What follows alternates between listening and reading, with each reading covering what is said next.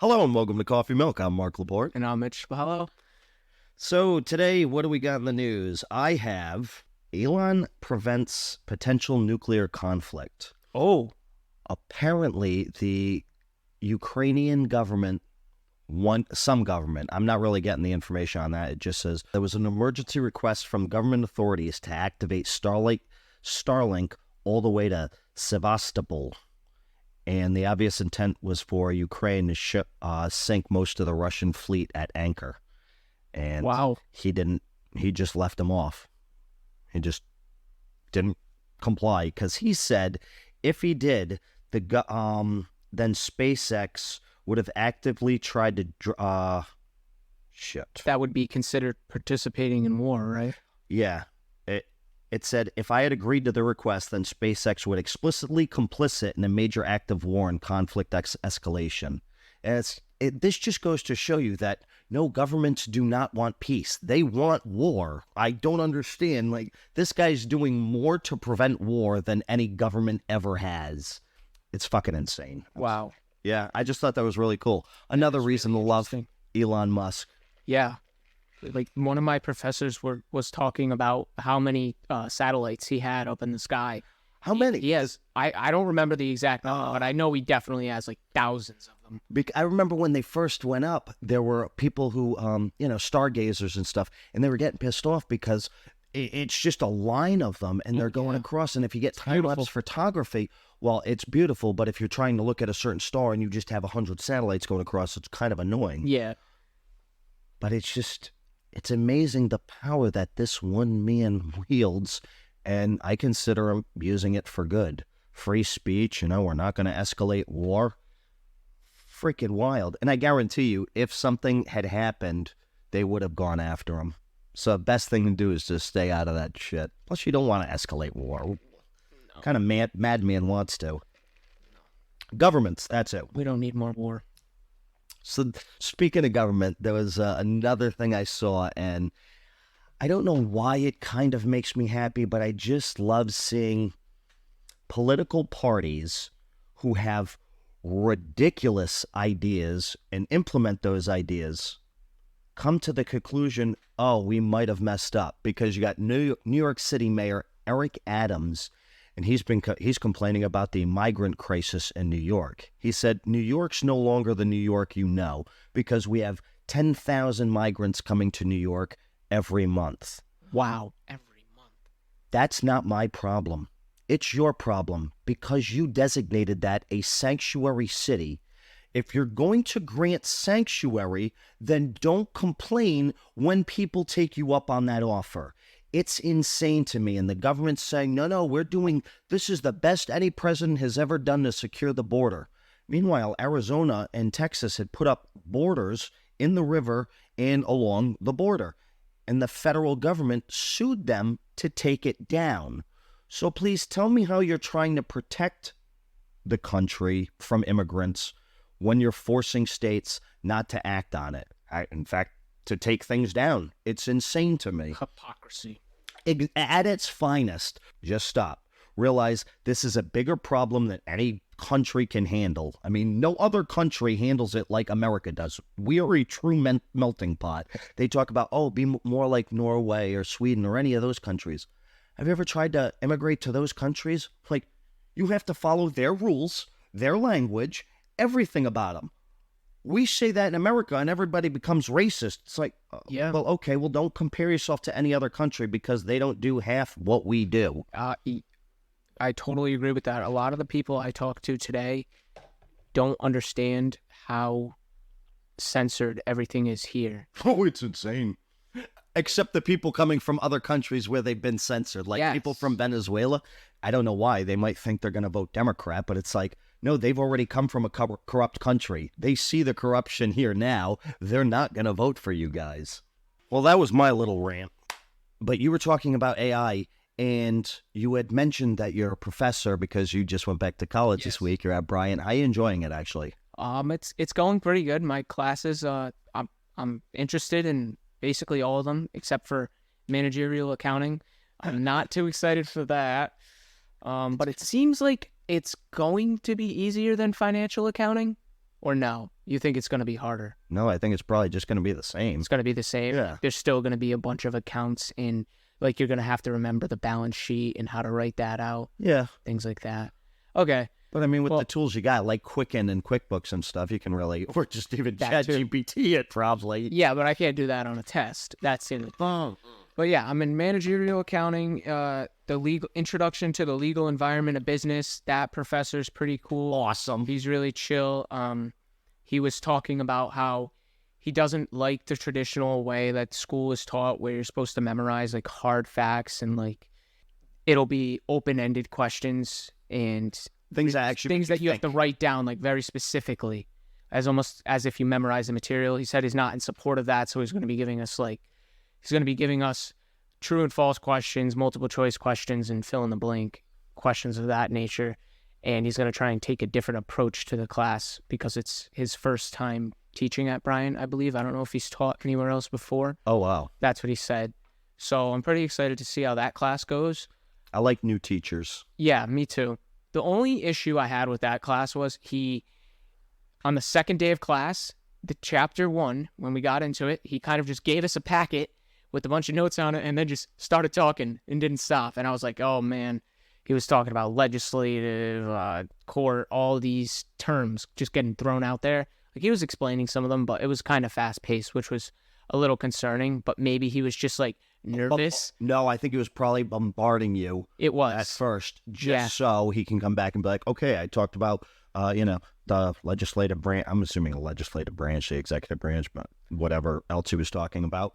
And and then I'll just come back to it because, I mean, shit, legal stuff for business, there's a lot to go over. Yeah. What do you guys have? Like 12 weeks, 18 weeks, 16 weeks? Do you even know how many weeks? Honestly, like, I'm terrible with that. I didn't even know what date I was starting till like a couple weeks before. I figured. Because I just kind of let it go until I get close enough to it. So I think I have probably around like 12 or 16 weeks. Okay. Somewhere around there for sure. Yeah. I loved law. I think don't know how I'm going to like it. I think you'll have fun. You'll learn some cool things. Like, yeah, maybe I will. And yeah, I want you to take all that stuff back to the pod. So my law professor was pretty good. My introduction to marketing professor is really cool. He talked about the Elon Musk and the Starlink satellites, and he did this kind of like brain teaser on the board where he had these 4 circles out, right? And they were divided into 4 quarters, and then in the middle of the circle was another number, or the middle of the circle was a spot, an open spot. So it was 4 quarters in the circle and then an open spot in the middle. And each quarter of the circle had a number like 11 or 7 or 12. And the number in the middle was like the key to the puzzle. And you had to solve it by either adding up the numbers next to each other or dividing them to make it enter the number in the circle. But what he did was he made it so the number in the middle was equal to all of the digits in the quarters, but only like when the digits were apart. So say if you had a circle and you had 11, 12, 13, and 15, you would add 1 plus 1 plus 1 plus 2 plus 1 plus 3 plus 1 plus 5. And then that would solve the puzzle. And after he did that, which I found really cool, I didn't solve it though. Only like 2 kids did because I was scrambling on my calculator trying to add and subtract. Right. And after that, he was like, yeah, you have to think outside the box. And famous or like rich people are successful because they thought outside of the box. Like Elon Musk, he said, okay, I'm going to learn how to land the rocket back on its feet, which everyone thought was insane. Yeah, but because of that, he has the satellites in the sky now, and he can make trips to space and things like that. And So, yeah. Well, not instantaneously. It takes a while to reload a rocket and everything. For sure. But saves money and can go up there more frequently. So that's why he was successful or a part of it. That was a really cool thing that I took away from marketing class. So the other class I had was Introduction to Information and Technology Systems. My professor, he first had us watch a video by Thomas Friedman. And he talked about how the world is flattening, and what he means by that is everyone is getting access to the same information. Like, we're now in the information age, and everyone has these tools like computers, phones, Internet. text, calling, all of those things. And he was talking about how people from other countries, even if they still are only on 2G or 3G, while we are being upgraded over to 5G from 4G, they are still doing e-commerce over SMS to those countries, which is really like interesting. I didn't know that they were doing that on SMS. I thought that was more of just like when you have an SMS texting list and you kind of text out deals to them for your website. Right. I thought it was more like that, but they must be selling products just over the phone. They must have found a way to do it. It's just leveling the playing field so that everybody can get involved no matter what. That's Yes. Yeah. I got to read that. And Thomas Friedman also talked about how everything has data along with it now. So every website you visit, everything you search on the website. In his speech, he also talked a lot about how data is being collected via the internet and everywhere you go, and how that's being used and will be used in the future, whether you're trying to apply to a new job or an advertiser is trying to advertise to you. And this speech was 10 years ago. Oh, yeah. And now that everything he said is true, it was just kind of mind-blowing to watch and be like, wow, this man just literally laid it all out in front of everyone and said, this is what's going to happen. And it did. And there's a lot of other people who have had that prediction. There's a book called 1984. It was written in the 50s, and it's talking about Big Brother and everything happening now. But no, Thomas Friedman's a genius. Keep going. Yes. So talked a lot about data, things like that, and how it's going to affect our lives. And then he started talking about my professor. After we talked about the speech for a while, he started talking about how ChatGPT is going to affect things, and how learning how to learn and learning how to use ChatGPT to your advantage is going to be a massive step ahead of everyone else. It's good that he's doing that, too, because there's a lot of teachers who won't embrace that. They're like, no, you can't use ChatGPT. Yes, which I found kind of confusing, because it was like, okay, does this guy support people learning how to use this tool and do classwork with this tool? Because he was talking about how it's going to be a huge time saver for everything. Sorry, I'm trying, because I believe he is Chinese, so he kind of spoke. Oh, he has like very broken English. Okay, he has a thick accent. So it's kind of hard to remember exactly what he said. But yeah, he was talking about how it's AGI and we've never had this before. It's going to be more intelligent than a human. We are working on the microchip and getting it to smaller and smaller parameters. Oh, yeah, so we got quantum. Every year. Yep. Yes. So, and he said how we're almost at the size of an atom. Oh, wow. Or... No, I believe it, because I know I see those pictures and they just like really zoom in. You're like, holy shit. It's just like back in the day. You had what the hell was the 1800s era? It was the Industrial Revolution. Okay. Yes, in the printing press. You have the Industrial Revolution. Before that, you had the Renaissance era. AI is totally going to bring us into just something unfathomable, a new Renaissance era. And you have to let people embrace this, because this is just a crazy tool. That is what he said. He was talking at the end of his talk. He basically told everyone, you need to get your hands on the wheel and not just hold on, but drive, because it's just going to accelerate faster and faster. Now, every mistake it makes, it learns from it.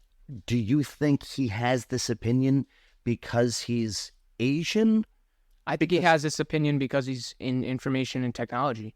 Oh, okay. He's been exposed to it. Okay, that totally makes sense. But I was just thinking, like, none of the other professors said anything about it. They were probably like, don't use it. I don't want to mislabel his race. That's why I say Asian.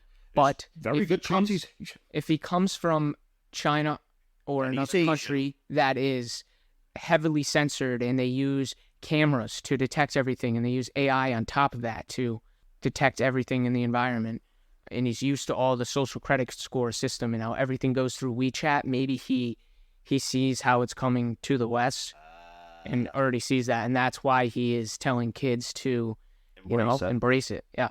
And another thing that he did that kind of, I forgot to ask him about it at the end of class. I was going to ask him a question at the end of class, and I did, but I had so many in my head that I just kind of blurted out one.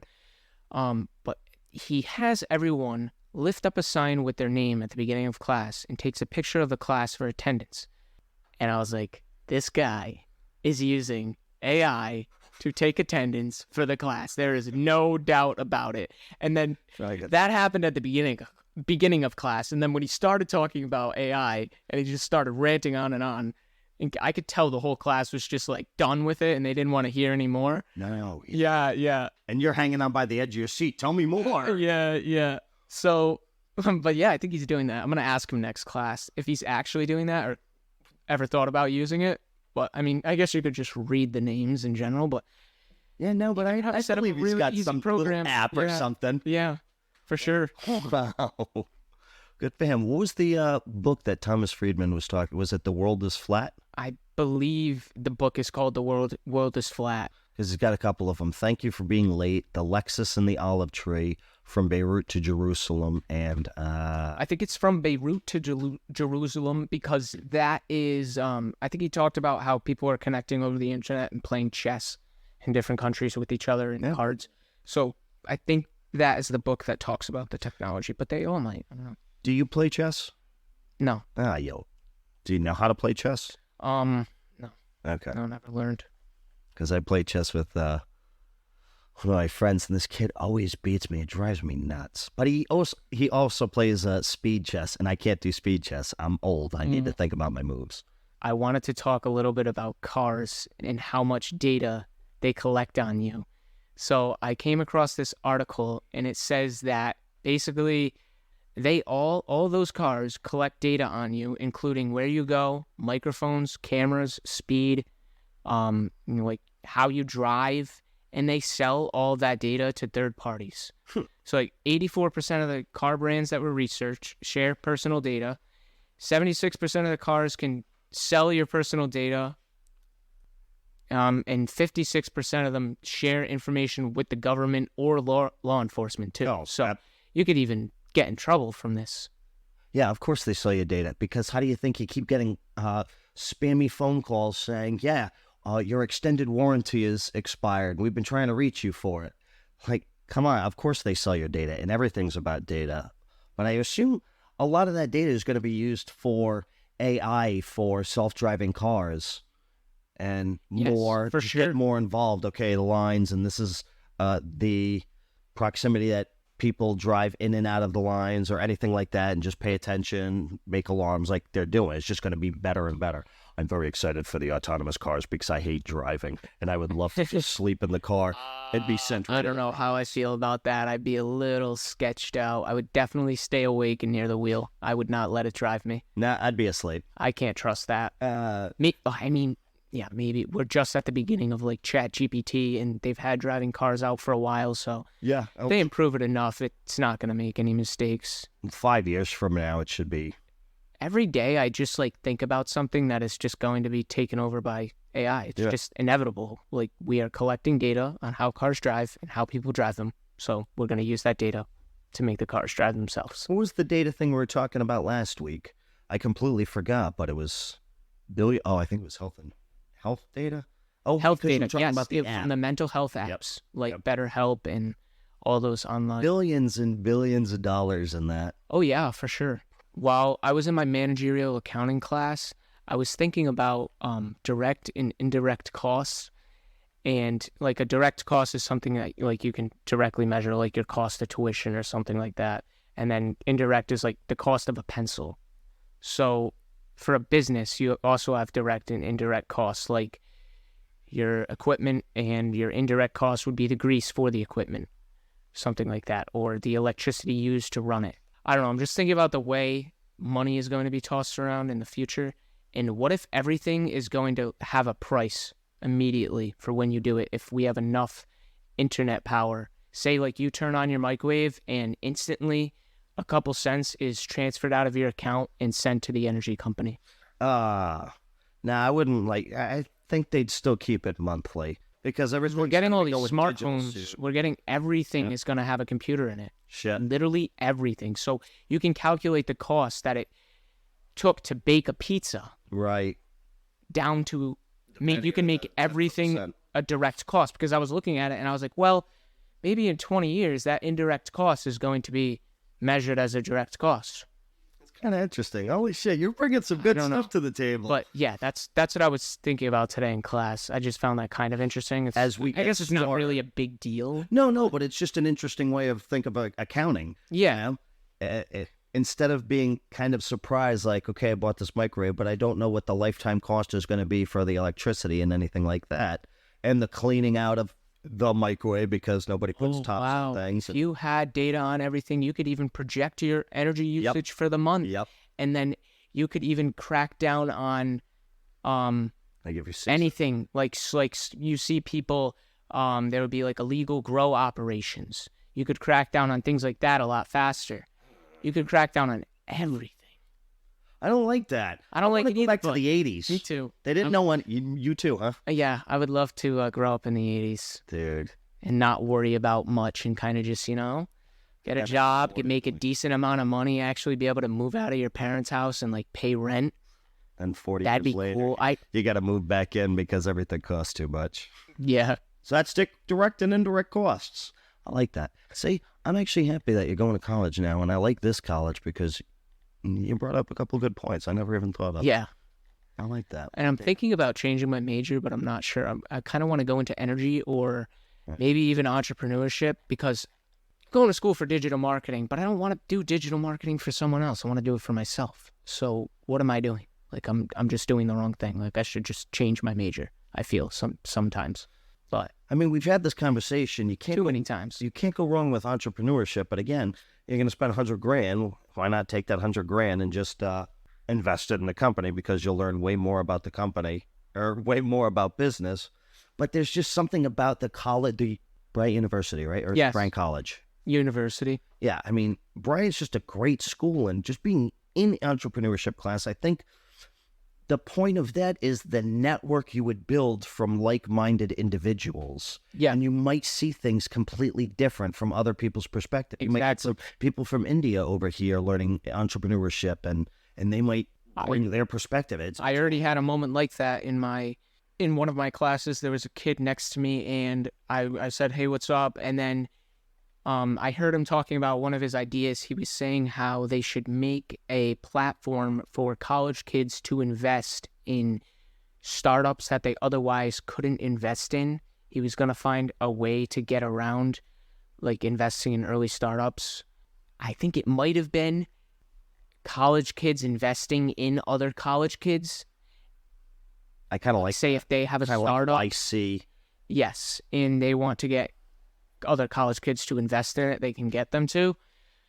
And when he was saying that, I like introduced myself, and I was like, hey, that's a cool idea. And I was like, have you ever heard of Product Hunt? That's kind of something similar in a way, but for products. Yeah, but you can't invest through Product Hunt. You just learn about the new product. Just learn about it. But what if you could do it all in one place? Like, that's like a good platform to display the different things that you could invest in once the app is created, Like, it's kind of like the same concept in a way, but you're also spending money on the app. It's not like just a social media thing. There's a few, and this, I believe, changed actually under Obama through the Jobs Act. Before, you couldn't invest in a startup if you were a normal person. You needed $1 million net worth. You needed to be what they called an accredited investor.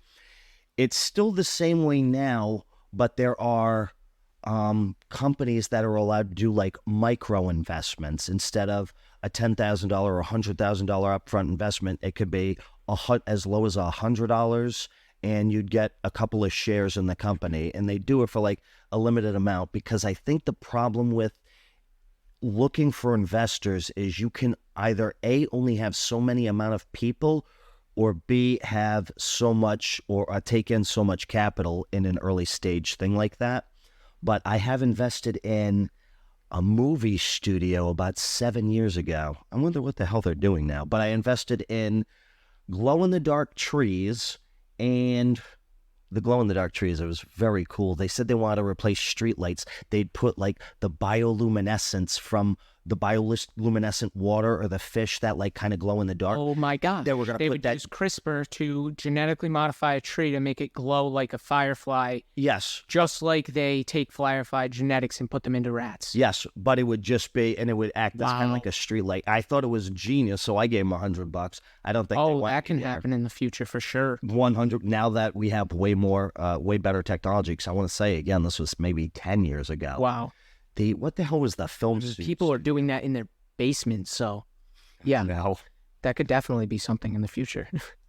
Legion M. The first 4 rounds I invested in this company, I think I put in $150 or $200 each round. Did it tank? No, they made a lot of successful movies.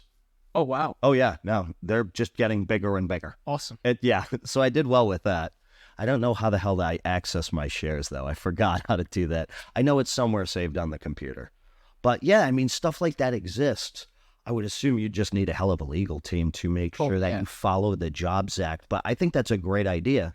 Yeah, I thought it was a really cool idea, too. I like that. So, Because it's a great way for, college students. You're going to see great ideas on a college campus. And if you could invest in them, you could, but this way it would just be easier. You don't have to know the person. you make a just platform online. for Exactly. everyday people to spot things that they usually wouldn't have access to. Right. So, speaking of investing, I heard that Bill Gates, or the Bill Gates Foundation, is making a bet on Bud Light, Anheuser-Busch, to turn around. They make all kind of stupid bets. I don't think so. They think that because their sales are down, it's going to shoot back up, I guess. I don't think it's going to shoot back up. If they keep the brand, I don't think it's going to go anywhere. If they sell it back to the original people who own Anheuser-Busch, that small family that wants to buy it back, yeah, I think they'll take it and they'll do better. But For sure. nobody wants to do business with Bud Light anymore. And Bill Gates has to understand he's a leftist. He doesn't and he does not understand the common person and how they feel about Bud Light. I've never seen anything be so successful in my life for a boycott because they did. I'm so proud of America for it. I see the commercials now, like they did a 100% 180. They are now posting like scenes of people at the bar and just drinking, going out, tailgating, hunt. Yeah, but everyone still calls them out on it. Yeah. You didn't say you're sorry. You didn't acknowledge your mistake. Bill Gates sees the commercials change and drops 1.7 million in shares. 1.7 million for him. It's nothing. It's like $20 for us. But that was only last quarter that he purchased. So, I don't know. Maybe he's buying more. I don't think, because didn't they have to sell off a whole bunch of microbreweries? I thought it was them, and I thought they actually sold it to the weed people. I don't know if it was Curaleaf or TL, but they bought microbreweries, and that's how they want to expand their market. They want to get in a microbrewery, and they just bought a $15 million portfolio of microbrews. It's like, good for you guys. You did great. Wow. Yeah. That's incredible. Or did you know that the NFL has a NFT program? No, I thing going on? I knew MLB did. NFL all day has fumbled, apparently. Their NFTs sales are down 87% from a year ago. Oh, okay. I was thinking this was like way more recent. This NFT for football players is really interesting because some of the NFTs have a special ability to them where if the player does good in the future, the card or the NFT will become more valuable. Just kind of like original baseball cards become more valuable when, the player levels up or gets in the Hall of Fame. Yeah. That's why when I brought up Shohei Ohtani, I can't remember if I actually did it on the podcast or if I did it just to you, but there's a picture, Shohei Ohtani, and he's a hitter too. This guy is going to be just he is insane, but he got hurt and it might cost him like $500 million. Ooh. Yeah, because he's going to be a free agent soon and he just got hurt, but this guy is insane. He just strikes people out and hits home runs. And I bought a couple of his rookie cards for like $35 each, and they're graded by the PSA. And they grade them 10 perfect mint, and now they're like $350. But no way in hell I'm selling them until that guy gets in the Hall of Fame. Yeah, it's really interesting. People kind of bash NFTs, but they're just like not ready yet. We're just like transitioning. At one point, people aren't gonna want baseball cards anymore, and they're gonna see the NFTs first, and they're gonna buy those because, like, when you're growing up as a kid, and all you're shown is NFTs and not Right. baseball and Pokemon, like that's what you're gonna get. Yeah, and you're also, I mean, a couple of years, you're going to have way more abilities to use those things, Oh, yeah. games or anything like that. Sure. So it's just going to get better. Yeah. But yeah, NFTs aren't the way they were, what is it, 2 or 3 years ago? When everything Bored Apes were for like millions of dollars. They Yeah. sold rocks for Kind of like $1 went through like a phase that crypto did in the beginning, where everything just pumped. Right. But it might be, but which pump is it though? Mhm. That's the funny thing. Is it like the 2013 pump? Is it the 2017 pump or the 2019 pump? Because 2019, that's when, or 2020, excuse me, Bitcoin went to what, 63,000? Yeah. So if NFT's still in its infancy, there's still a couple more bumps, and depending on what you bought and when you bought them. I'm hearing a lot about Bitcoin and how people are saying Bitcoin is going to be a thing in the future. And not much about any other cryptocurrencies, but just mainly Bitcoin. They're And wrong. a lot of high-profile people are saying, like, yeah, I think it's really going to go somewhere, but they won't say why. Really? It's Yeah. because BlackRock's going to the SEC because they want ETF for Bitcoin and crypto. Okay. They want to. So when BlackRock puts in, $1 trillion into the crypto market, yeah, you best believe that everything's going to go crazy. Just like by 2030, BlackRock will own 60% of single-family homes in America. Oh, yeah. 60%. What do you think that's going to do to everybody's home value? Or the remaining 40% that can have a home? It's just going to go crazy. Same thing's going to happen to Bitcoin because you only have a certain amount of Bitcoin out there. Can't make more. It's going to shoot up.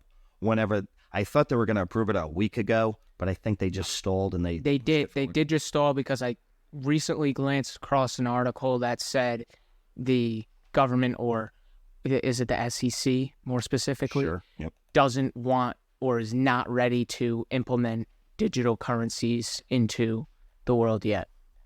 So, Yeah, that just means they didn't have enough time to buy more. exactly.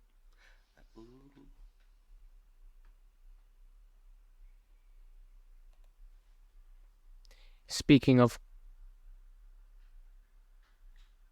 Interesting. Okay, so this one's on. I'm going to have to hold on to that one. What are we going to do? speaking of crypto, so his name is Ozer. He founded Dodex in 2017. He fled to Albania after it collapsed. He was a high school dropout and he did not appear to his final hearing. He claimed he was capable of leading any institution globally, and he emphasized his achievement of establishing Theodox at age 22, and he denied the notation of it being a criminal organization, but he was found guilty, and he was sentenced to Nope. 11. 11,196 years. 11,196. I wonder if that number has any significance, or is that just what all the charges add up to, you think? I think that might be. He was sentenced separately for multiple crimes against 2,027 victims. So yeah, they might have put something like 5 years per victim. Wow.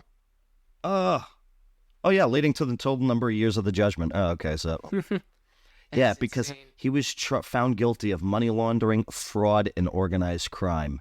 Yeah, I mean, if you own what the hell's it called? Decentralized exchange. Yeah, if you own an exchange, of course you're gonna be a little dirty with that much money coming in. I mean, how can you not? Somebody pisses you off, yeah, I want to off them. Especially if you're in a place like Turkey or something. I assume they still got whatever version of their mafia is. And I say we bring that back to America because it was good times when the mob was running everything.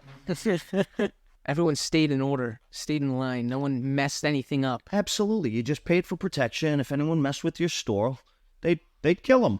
They'd kill the guy for you. I know not many people are interested in hydrogen, but I'm seeing more and more about it every day. And they are predicting for the hydrogen composite tank market to reach record generating revenue by 2029. And I'm seeing a lot of these things that the world is going to be a lot different by 2030. And if I'm seeing that hydrogen is coming along with it, that's pretty interesting to see. But you said something about a hydrogen composite. Read that again, please. Hydrogen composite storage tank. Oh, okay. Yes. When you were saying that, I was just thinking a tank that was made out of like a hydrogen composite material. I'm like, what is that? No, like no. carbon fiber or something? Yeah, it is made out of like carbon fiber and resin, I believe. That's what they make the tanks out of, or some type of fiber, because it's very high pressure. It's like if you've ever seen an HPA tank for a paintball or airsoft gun, Yep. It's like one of those, but over-engineered. I mean, hydrogen only makes sense. There's water everywhere. People are made up of water. I mean, People are saying that it takes more energy to split apart a hydrogen molecule from water than you do when you get back from it. well, yeah, because we haven't reached that point yet where Yes. the energy used to produce something doesn't return enough energy back to like make it a cycle. yeah. But there was that like But the fuel cells that take the hydrogen gas and turn it into electricity are getting much better. So that's why this is going to be something in the future, because we're almost at that point. Yeah, they just give you the arbitrary number of 2030. They don't know. I think they're just trying to push forward advancements as fast. It's like, look, this is the goal. Let's try and meet it. But yeah, there's no doubt in my mind that in the next 7 years, we could possibly be, what the hell's a perpetual motion machine? But it's like a perpetual motion generator. You just spin it once and then it just keeps on going forever and produces unlimited energy. We haven't really got there yet. No. But I hope so one day in my lifetime. Wow, I just saw something really cool. AI Film Festival announced by Dubai. Whatever film festival they host is going to be insane. And I think they started building that 75-mile city that we talked about a long time ago. Really started? Yeah. Or they've I been... can't wait to see what that looks like. What'd they say? That was going to take till 2030, right? They probably also had the thing. Yeah, so I've been posting to my Facebook Reels page a lot recently, and I've been getting some of my old videos that were at 1K are now at 2K. Some of the videos are still sitting at 100 views, but that's because they're bad. And I get about like, I don't know, 1,000 to 2,000 views every couple videos. I'll get a hit, or maybe two of them will hit. That's pretty good. My reach is up to about 12K, but I only have 6 followers from that so far. And my engagement is only at 168, and that's all in the past 28 days. So Engagements, the contents and comments and likes. yes, 186. 168. Yeah, That's awesome. so it's pretty good. I'd be thrilled. You've only been doing this for about 10 days. Yeah, Shit, yeah. I don't worry about the subscribers because they'll come. But I know if I'm ever on Facebook and I scroll, I start seeing it. I'm like, oh shit. And then I click it and I watch it for you. yeah. Maybe I should give it some likes. I don't know. I never give you a like. It's okay. So don't worry about it. Oh, no, that's awesome. But you still haven't connected your Instagram. No, I still have not. Yeah. But if you post on Instagram, you just share it over to Facebook, right? Yes. Either way. Either or. Just do it. I know. Do it today. I gotta do it. I'm gonna do it today because I think I'm gonna figure out how to get another bot to work. One of the other Reddit bots. Oh, for our... And you want to do it for our thing? Yes, or find a way to use it for our podcast by sharing advice from Reddit that's business or internet orientated. Yeah, I'd say side hustles, entrepreneurship, anything like that. Yeah. Because it'd be cool. You get some stuff about the legality behind running a business or starting an LLC or anything like that. That'd be cool too. Yeah, that's what I think my approach is going to be. Just any kind of advice or stories. Like there was one about Bill Gates and how he would pick a lazy person to do a hard job because they'll find the easiest way to do it. You give any lazy person a hard task and they'll complete it the easiest way. Yeah. And I've seen some awesome stuff. This is why I sometimes love Instagram Reels, because you know the damn road cones and everything. They're in the streets, middle of the road, you know, the stupid road cones. Well, this guy just had his door open, and the door would knock down the cone, and he'd have his arm up all these cones, and he'd just kind of like keep driving by, and he'd pick up the cone that way. It was you just like beautiful. He didn't have to do anything. door knocks it over, and then He just slides on over. so the other end goes onto the stack of cones, and he just keeps picking them all up. There's just the perfect example of work I know, there's smarter, so not many- harder. This is the problem with my boss. If it's not his idea, then it just doesn't work. That's need the problem people to- with my dad as well. Oh, real? Oh, Yeah. yeah. Yeah, but your dad's old school. He is. And He's military. old school military. I mean, you can't get any more strict than that. No, you can't. This is the way. You got to appreciate people like that, though. You Yeah. try and explain the right. I've learned a lot from him for sure, but anytime I try and give him advice, like about maybe something as simple as a password, like, hey, maybe you should use letters and numbers, and this is why, because I've already found our information online. Maybe I shouldn't use Still doesn't password take for my password. advice. We've gotten into like some kind of heated arguments over that. Yeah, it's a mess. See, that's the one thing you just got to learn. You're still young, but you got to learn to pick your battles. Oh, I pick them all. Oh, yeah, I know. I have an issue. I know you do. Sometimes it's hard. You just want to shake people. Why are you so stupid? Not saying that's not No. for your father like your father. I'm gonna kick No. my ass now. No. But yeah, no, I have that all the time. It's like, this is the best way. Just listen to me. Yeah. Sorry, just one last thing. This is a funny note. I'm going to botch it, but there was a meme I saw on Instagram. A guy's like, I Googled taco places near me. I found one where I saw the pictures of the kitchen. It looked gross. I clicked to the link to the website, gave me a 404 error. These are going to be the best tacos ever. It's like so true. A hole-in-the-wall place like that will probably serve you the best food you've ever eaten. That's actually facts. And you go to a nice place. Those you're are like, the type of memes that you get on Reddit and you get on like your short videos, and that's what I'm gonna make the bot to do. My last bot would take posts and read them out, only text posts, but now it can do pictures and memes and read out the memes and stuff. So that should be pretty useful. I have my own YouTube thing. I do the reviews, and then we also have the one for work, and we have our podcast one, but we haven't really done much with that one. I don't know. I'm still kind of against the AI voices because I'm just afraid they're not going to monetize, or they're going to find a way to figure out that, no, these are all AI voices. So I'd just rather get a script writer and somebody else to just put all the video together, and I'll do the voiceover. I'm just not sold on AI voice yet. I think it's only gonna get better. Well, and it's going to get better. I just can't super wait fast. until we can upload all our podcast episodes and then get generated episodes and just see how they are. Because I just want to see. Is that a thing? It's got to be soon. I mean, I just birthed the idea if it hasn't been already. Okay. 2 weeks from now, we'll see it. Exactly. We're cycling all the way back to the beginning, but the Thomas Friedman speech, he had a whole section in it how he talked about, if you have an idea, you better damn well Execute. get started on it right away, because someone in another country Has the same idea. has the same idea at the same time, and they are gonna do it. It's this hive mind type Yes. thing. You have the idea. You got about, we discussed this. Before you had maybe 4 months. Now it's down to like 2 weeks. If you can't execute your idea in 2 weeks, you're screwed. You got to be first to market. It doesn't matter how good it is. You just got to be first.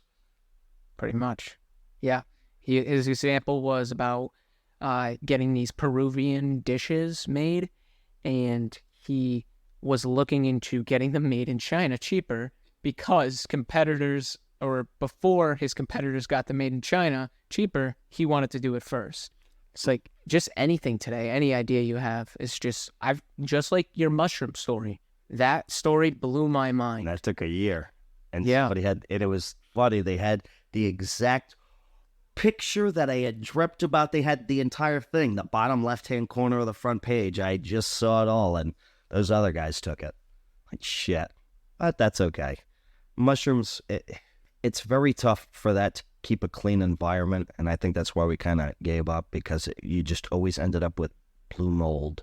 And I was so paranoid to just sell mushrooms to a restaurant. God forbid they get sick, and Yeah. our insurance goes up because we Oh. just caused a lot of people to be violently ill.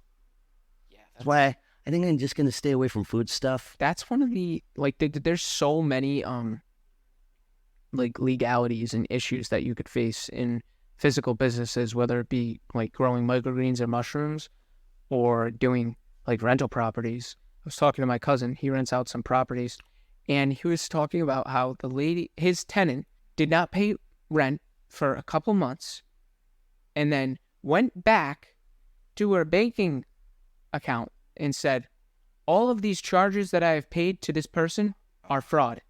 And she got all of her rent money back after not paying it for a while. And is still there. And there's really nothing he can do because he can't. It takes like 90 days. Yeah, Or 60 days. that too. Like, there's really not much you can do. You just wait the 90 days. Oh, Ed College. I'm very excited for next week's lecture. Take lots of notes. More good information.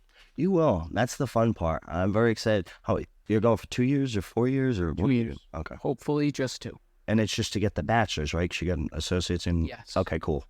That's what comes after associate. Yeah, but I didn't know if you were going to get another associate's because you didn't have anything. Like, I'm so Yeah, bad you're with all the terms and stuff for college.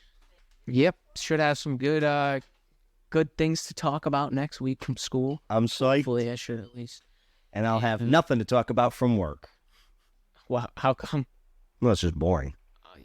Hopefully you will. Maybe your YouTube channel will blow up or something like that. Ray wants to do videos again. We haven't done videos in Have a you long done time. any shorts?